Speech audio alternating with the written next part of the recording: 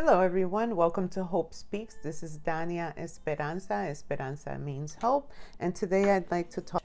I took my certification from CCRI, which is our local community college. I wanted to accredited college in order to back me up with the code of ethics and also contracts for my clients and give me the tools and resources in order for me to educate and motivate and inspire my clients and help them with books, assessments. And I just wanted the certification, but there are people out there that are not certified and are very popular, famous, amazing, intelligent, resourceful life coaches that do not have certification, and I actually have followed them because they're great, they're amazing, but I decided to get my certification. I'm a little bit thorough. I just wanted that piece of paper that backs me up. And the contracts, the education is just amazing. It helped me a lot in my development. One of the things that helped me was the metaphor. I remember when I did before, like my image of my life before and then the image of my life after. When I envisioned my future, and I was stuck because the drawing, I did it as stick figures. I'll try to see if I could share the video a little bit so you could see how I did it, because I did send this video to one of my to my practice client in order for her to understand how to do her metaphor sheets, like her life before and her life after. So in getting back to the coaching course that I took, let me read from the introduction what it says. What a life coach is not. We're not therapists, we're not psychiatrists, we're not consultants. And in the dictionary, it says that we are a form of development in which a person called a coach supports a learner or client in achieving a specific personal or professional goal. Then in the Coaching Federation edition, it says that it's partnering with clients in a thoughtful, provoking, and creative process that inspires them to maximize their personal and professional potential. I like that. Further example, Dave Buck emphasizes that coaching is a relationship. Dr. Patrick Williams calls coaching a conversation which has a beginning, a middle, and an end, which result in movement on the part of clients towards insight or action. Whether the client is seeking leadership development, life balance, or a better relationship. Their whole life is operating in the background of every coaching session, a whole person, client-centered approach. That means all coaching is life coaching.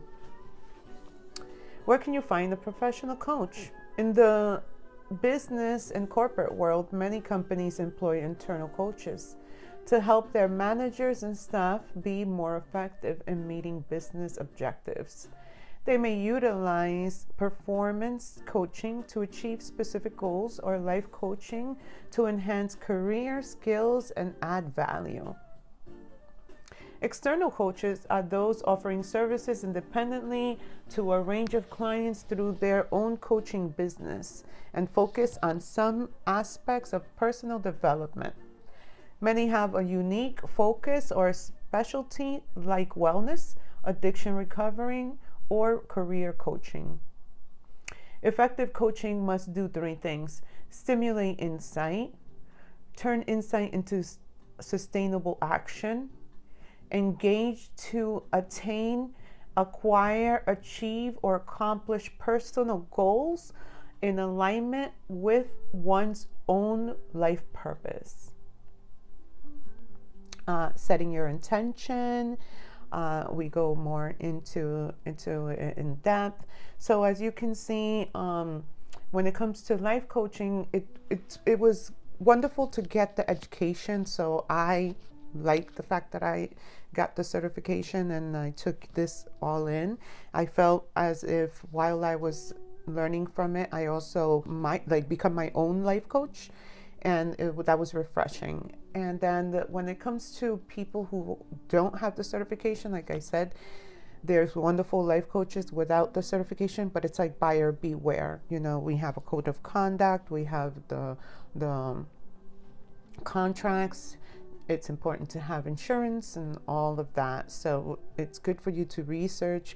It's more about your personality, the personality of the coach.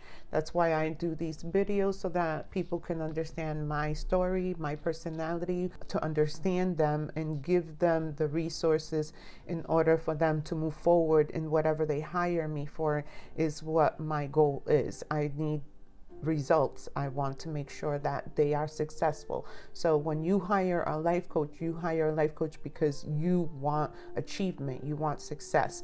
Sometimes it's important to also work with a therapist or a psychiatrist and a life coach, because they can work hand in hand for you, especially if there is something that your therapist tells you that you should work on. And there's so many different types of coaches, whether if it's with physical training.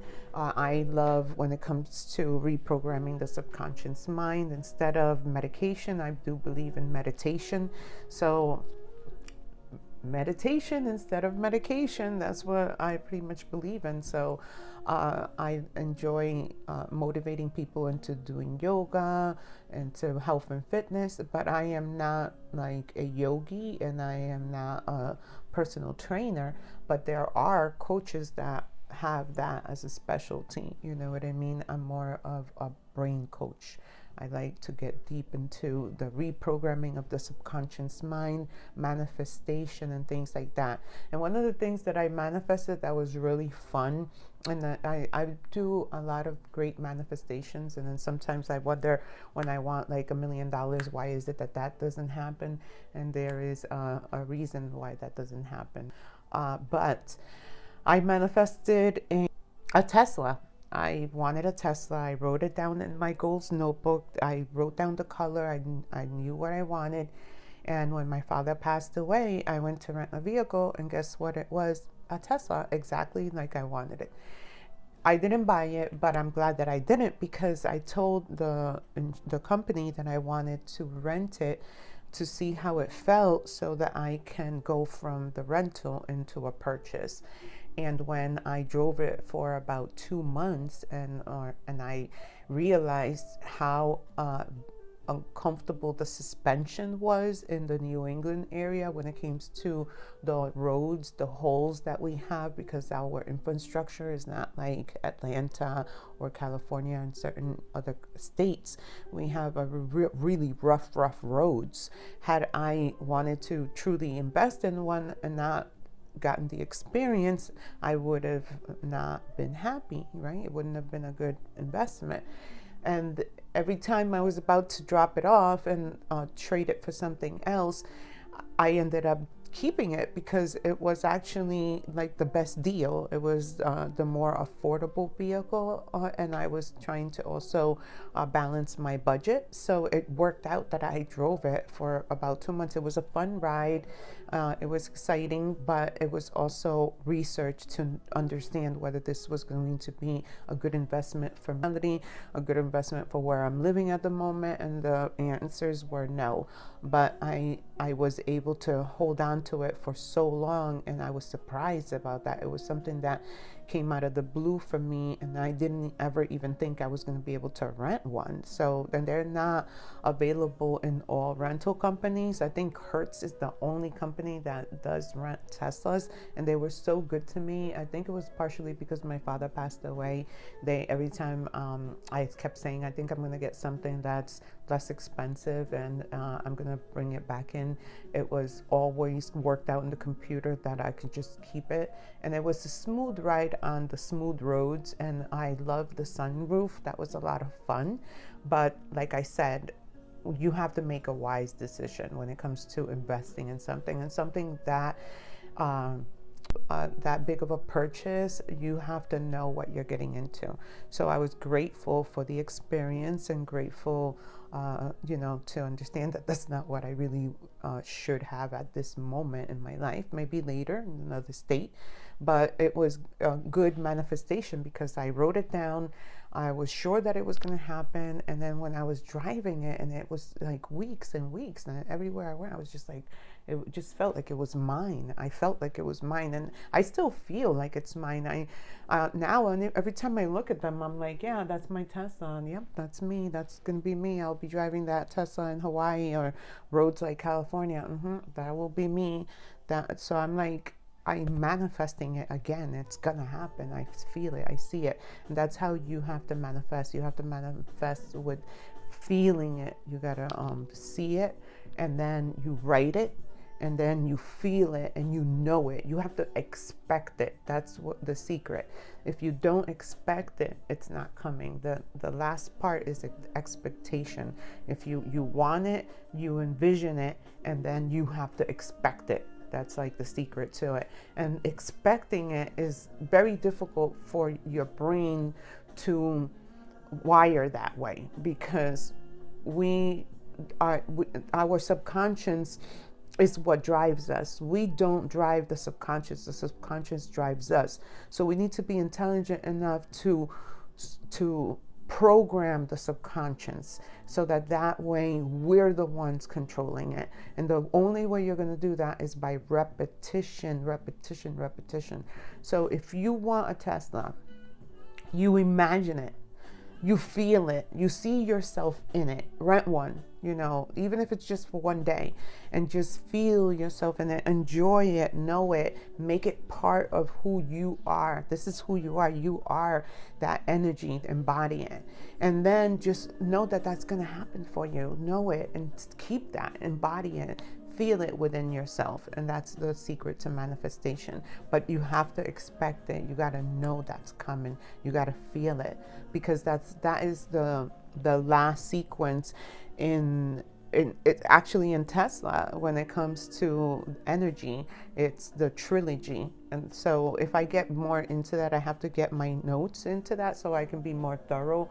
But that is the secret to manifestation, pretty much.